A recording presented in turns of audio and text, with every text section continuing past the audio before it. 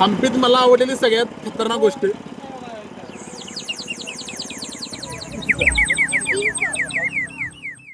नमस्कार सर्वांना। आज तुम्हाला हंपी, बदामी आणि विजापूर हे तिन्ही ठिकाणं एकाच व्हिडिओमध्ये पाहायला मिळणार आहेत। त्यामुळे व्हिडिओ पहिल्यापासून शेवटपर्यंत नक्की पहा। त्यासोबत आम्ही हंपी बदामीमध्ये काय काय खाल्ले, काय काय खरेदी केली हे देखील पाहायला मिळणार आहे। त्यामुळे व्हिडिओ शेवटपर्यंत पाहायला विसरू नका।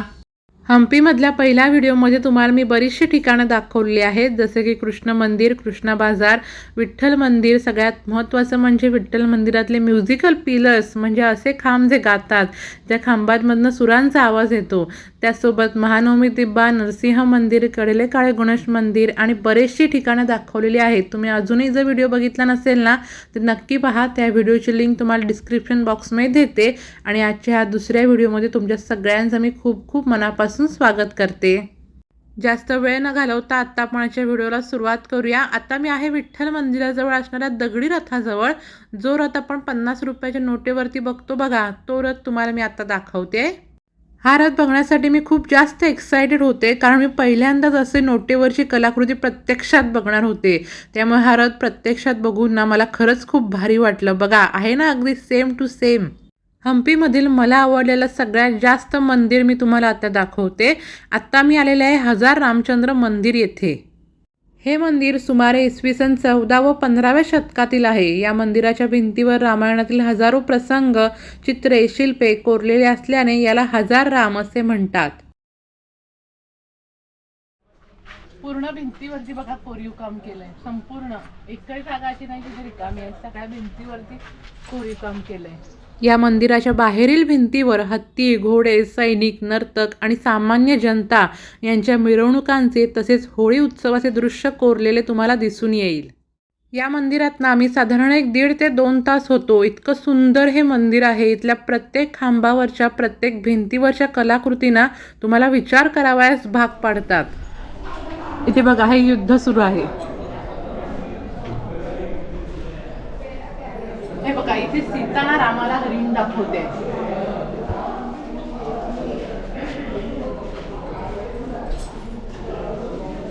त्यानंतर इथे बघा, राम हरणाचा पाठलाग करतोय आणि इथे रामाने हरणाला मारलं।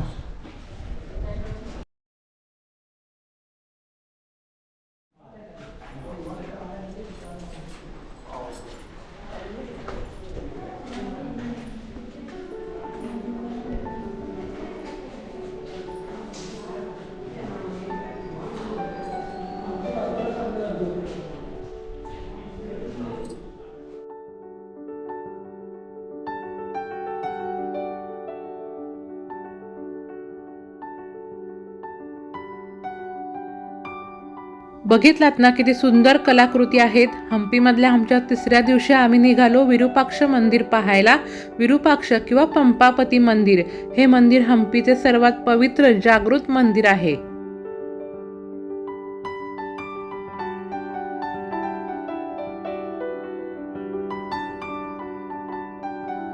या संकुलामध्ये असंख्य दुय्यम देवस्थाने आहेत। मुक्ती नरसिंह, पाटलेश्वर, नवदुर्गा, सूर्यनारायण, तारकेश्वर, सरस्वती, विद्यारण्य, पार्वती आणि भुवनेश्वरी अशी काही महत्त्वाची देवस्थाने आहेत। शेवटची 2 देवस्थाने कल्याण चालुक्य 12व्या शतकाची वैशिष्ट्ये प्रदर्शित करतात।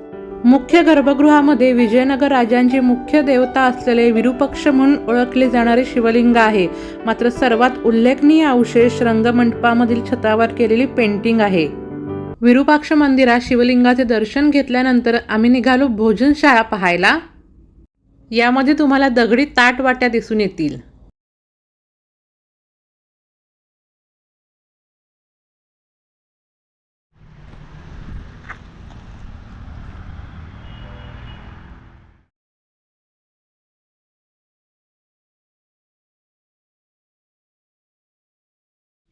आता मी आलेले आहे लोटस महल येथे। चला मी तुम्हाला दाखवते। माझ्या मागे बघताय ना, तो लोटस महल आहे। आता आपण आज जाऊया।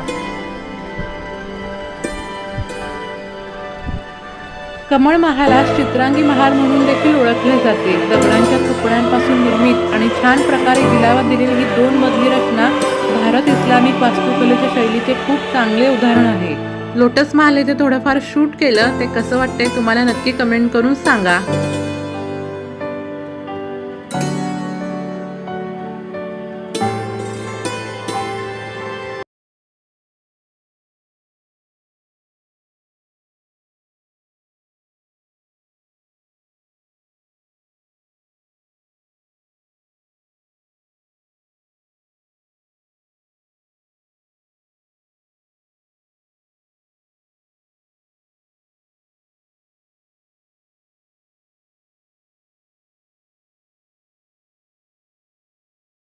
हम्पीमधील महत्त्वाची ठिकाणे पाहिल्यानंतर आम्ही निघालो बदामी पाहायला. हम्पी कव्हर करायला जास्तीत जास्त 1 ते 1.5 महिना लागतो हा, कारण इतकी भरपूर ठिकाणे हम्पीमध्ये आहेत. कधी आमचे हे 3 दिवस गेले ना कळलंच नाही आम्हाला. सगळ्यात पहिल्यांदा तुम्हाला मी बदामीमधील प्रमुख पर्यटन स्थळांची नावं सांगते. बदामी गुहा मंदिरे, अगस्त्य तलाव, भूतनाथ मंदिर, बदामी किल्ला, पुरातत्व संग्रहालय, मलेगिट्टी शिवालय, बनशंकरी मंदिर ही सगळ्यात महत्त्वाची पर्यटन स्थळे आहेत. कर्नाटकातील बागलकोट जिल्ह्यातील बदामी हे त्याच्या ऐतिहासिक लाल वाळूच्या दगडातील गुहा मंदिरे, किल्ले आणि चालुक्यकालीन वास्तुकलेसाठी प्रसिद्ध आहे. कर्नाटकच्या बागलकोट जिल्ह्यातील बदामी येथील लेणी ही 6व्या व 7व्या शतकातील आहेत.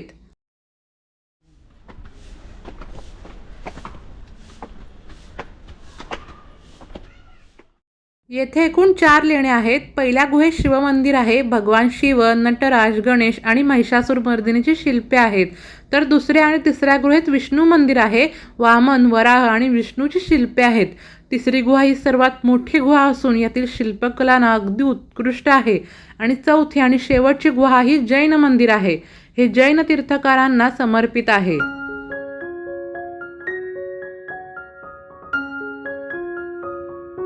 या लेण्यांच्या समोर ना अगस्त्य तलाव दिसतोय बघा. तुम्ही कधी हम्पीची ट्रिप प्लॅन केलात ना तर ही ठिकाणं फक्त तुम्ही स्किप करू नका, कारण हम्पीपासून फक्त 147 किलोमीटर अंतरावरती बदामी आहे. बदामी, पट्टदकल, ऐहोळे ही चालुक्यकालीन वास्तुकलेची प्रमुख केंद्र आहेत. खरंच ही ठिकाणं पाहण्यासारखी आहेत. एकदा नक्की व्हिजिट करा.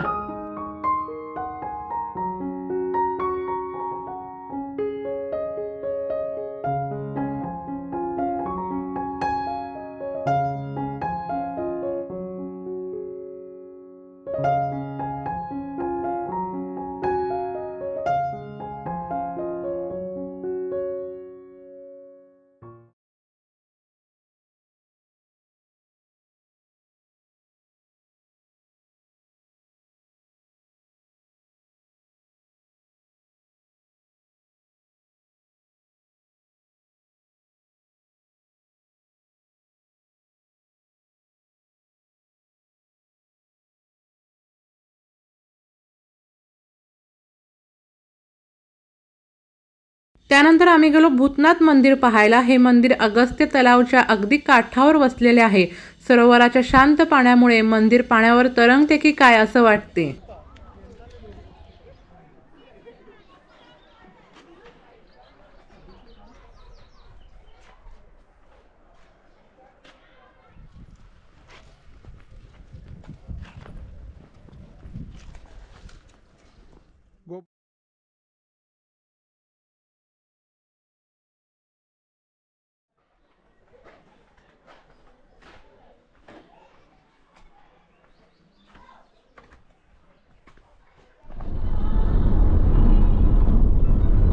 बदामी नंतर आम्ही निघालो विजापूर येथे, जे बदामीपासून 122 किलोमीटर अंतरावरती आहे.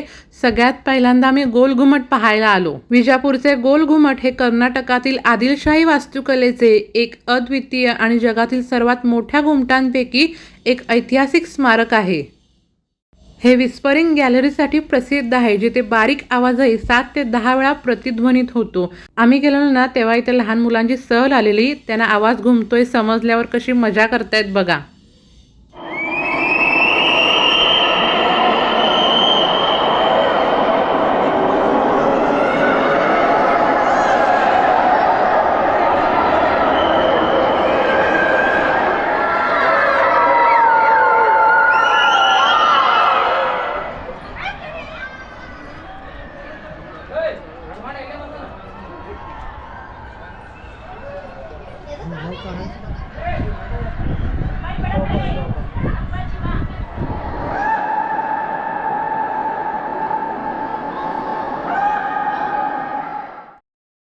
तुम्हाला मी म्हटलेलं ना हम्पीमध्ये आम्ही काय काय खाल्ले, काय काय खरेदी केले दाखवेन. तर हे बघा, नाश्त्यामध्ये आम्ही साऊथ इंडियन स्टाईलचे पदार्थ खाल्ले, जसं की मेदूवडा, उत्तप्पा, मसाला डोसा, त्याचबरोबर इडली. हे पदार्थ आम्ही 1 ते 2 वेळा हॉटेलमध्ये खाल्ले.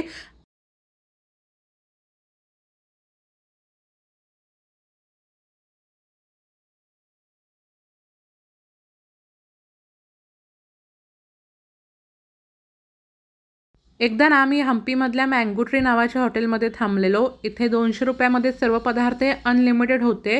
2 ते 3 प्रकारच्या भाज्या होत्या, त्यानंतर गोडाचा पदार्थ होता. असे सगळे पदार्थ अनलिमिटेड होते.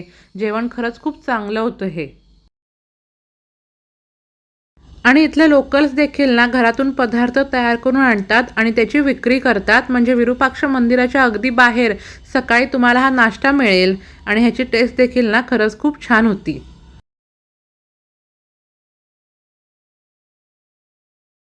आणि इथली आम्ही इडली आणि मसाला राईस खाल्ला होता. मसाला राईस मी इथला हा पहिल्यांदाच खाल्ला होता. छान होता चवीला. हम्पीत मला आवडलेली सगळ्यात खतरनाक गोष्ट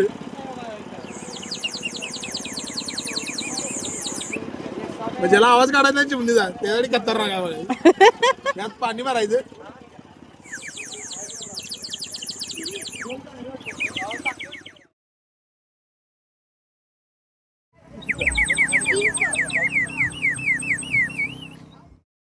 इथे ना केळीच्या खोडापासून तयार केलेलं वेगवेगळं साहित्य मिळतं.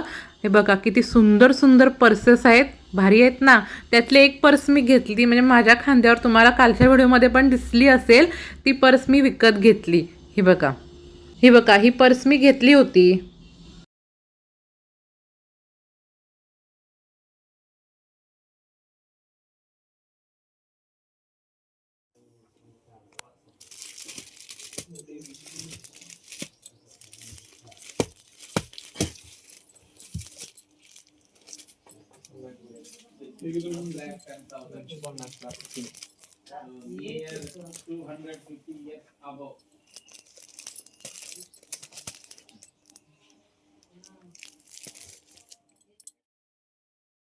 हे बघा, ही डायरी मी घेतली. सुंदर आहे ना.